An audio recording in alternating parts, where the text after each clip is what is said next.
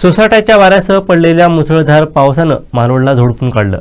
गेले अनेक दिवस उकड्यानं हैराण झालेल्या मालवणवासियांना दिलासा मिळालाय.